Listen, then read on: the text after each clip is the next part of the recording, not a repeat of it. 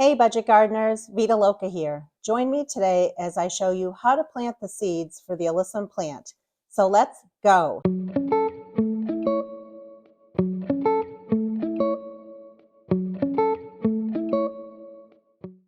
Alyssum is one of the very first seeds that I start indoors under my LED shop lights, which are right behind me. I grew a bunch of Alyssum last year and it looked so wonderful out in the landscape. I used it in some of my window boxes, my hanging baskets, container pots, and I even planted it out in the landscape.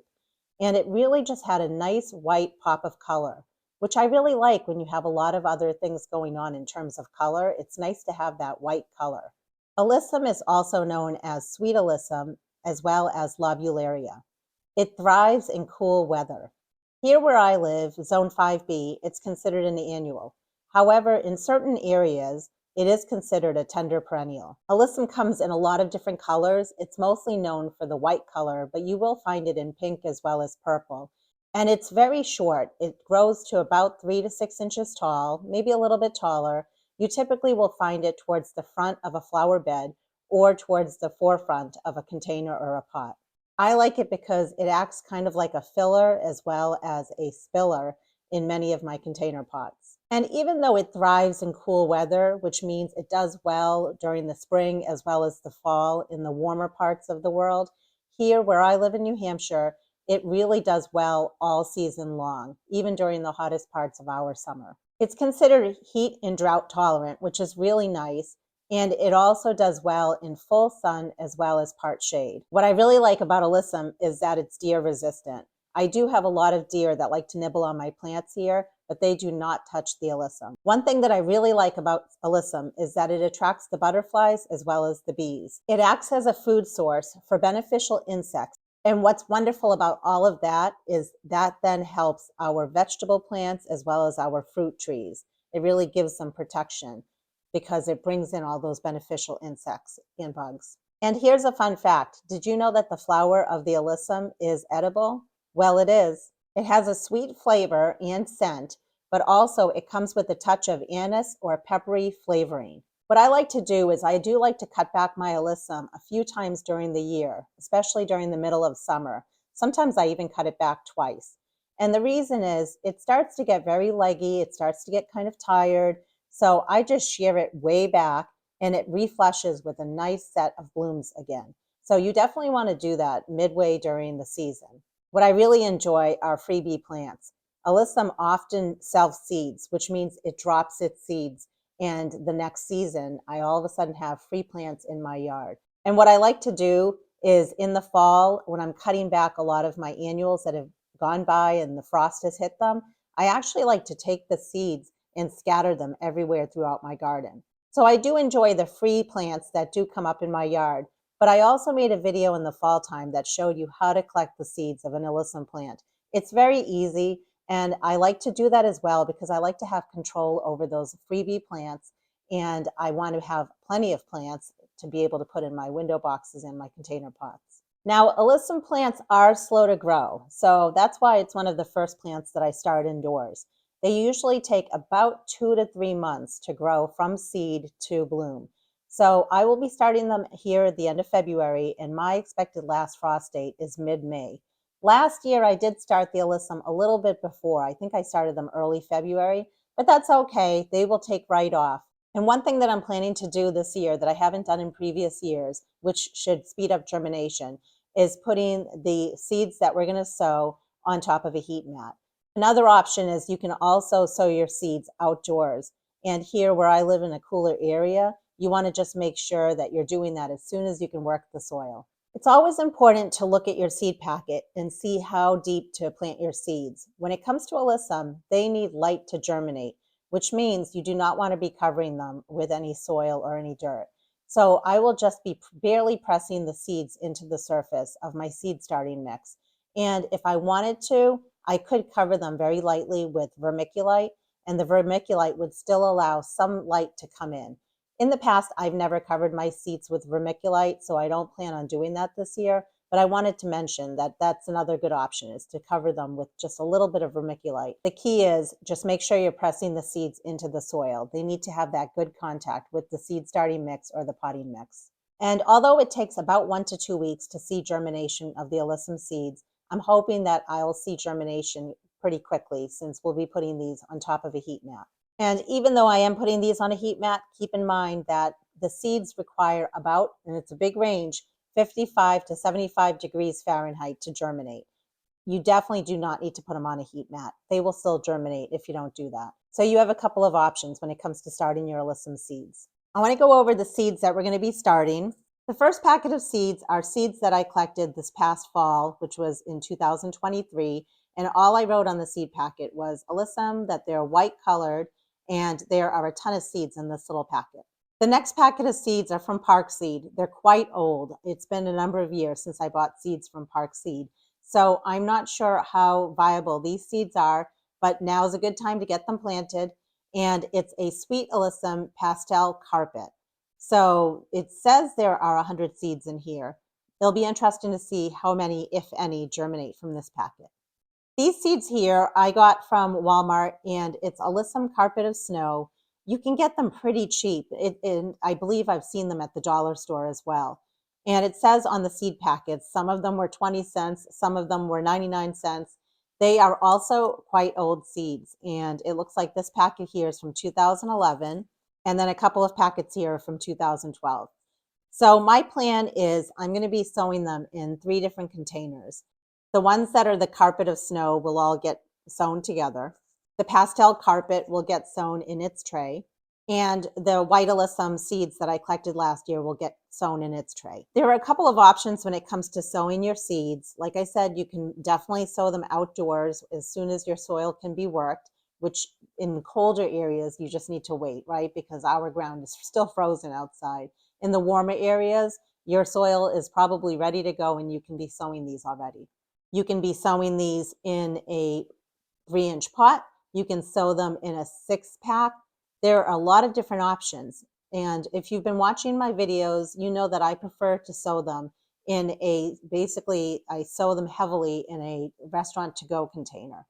The reason I like to do that is it just takes up a lot less space under my grow lights. And as the seedlings start to emerge, I really enjoy just pricking the little tiny seedlings out and putting them individually into 6-packs. And I normally do that once the seedlings have at least one set of true leaves on them. The very first set of leaves that you see are not the true leaves. Those first set of leaves are called the cotyledon.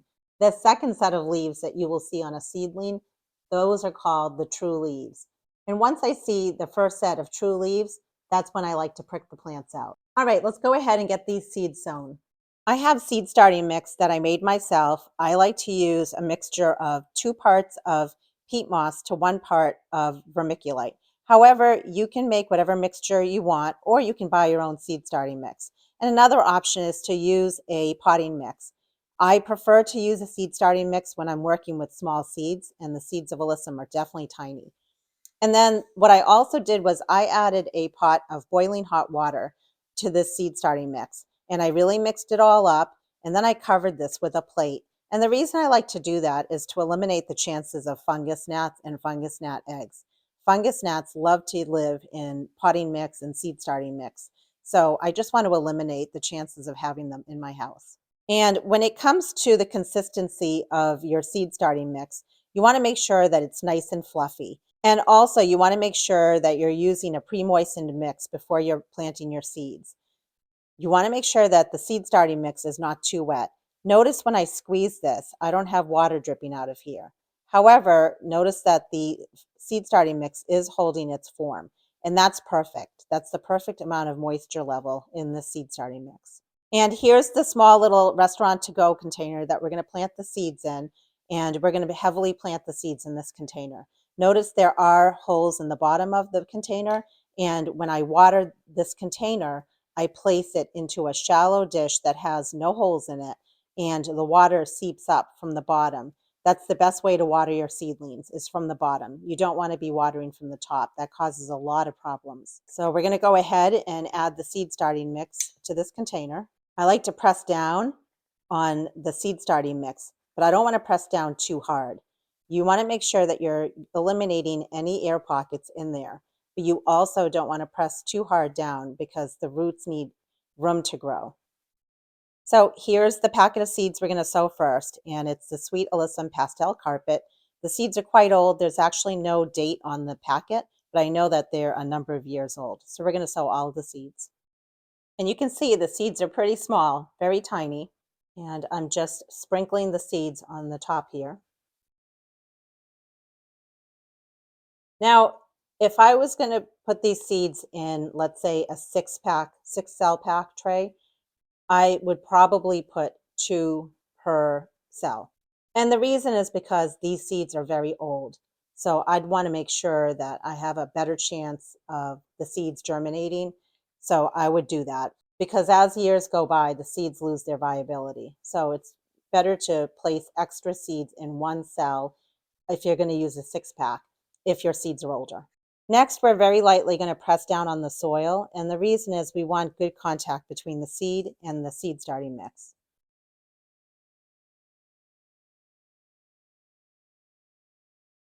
Although the seed starting mix has been pre-moistened, I'm going to add the smallest amount of water to the top. Next, you want to make sure you cover your tray with some sort of a humidity dome. And the reason is because you want to make sure that the soil inside stays moist, and also you want to make it a nice humid environment, which the seeds love, that helps them germinate. I like to use clear plastic wrap, but you can use whatever you want as long as it's clear and covers your tray completely and allows for that humidity to build inside of you. I also like to label the name of the plant and the date that it was planted. I have a spreadsheet that I keep track of all the plants and when I've planted everything. And I like to look back at that. And that's how I know last year I started my Alyssum seeds early February. And I like to make modifications to that spreadsheet each year because sometimes, we start seeds and maybe we started them too early, maybe we started them too late. So it's just nice to keep track of all of that. So what will happen with this is this will get put on a heat mat. And as soon as I see little seedlings germinating, and I want there to be a fair amount, not just the first one germinating. Once I see a fair amount germinating in here, I will remove this clear plastic wrap or humidity dome, and I will take this tray off of the heat mat. You don't want to keep your trays on a heat mat once you see seedlings germinating because that can cause leggy seedlings. And then I will take this tray of seedlings, I will put it under my LED shop lights, and I'll make sure that the LED shop lights are pretty much 1 to 2 inches above this tray. And that's another thing to keep in mind. If you have your grow lights too far away from the seedlings, that also can cause leggy seedlings.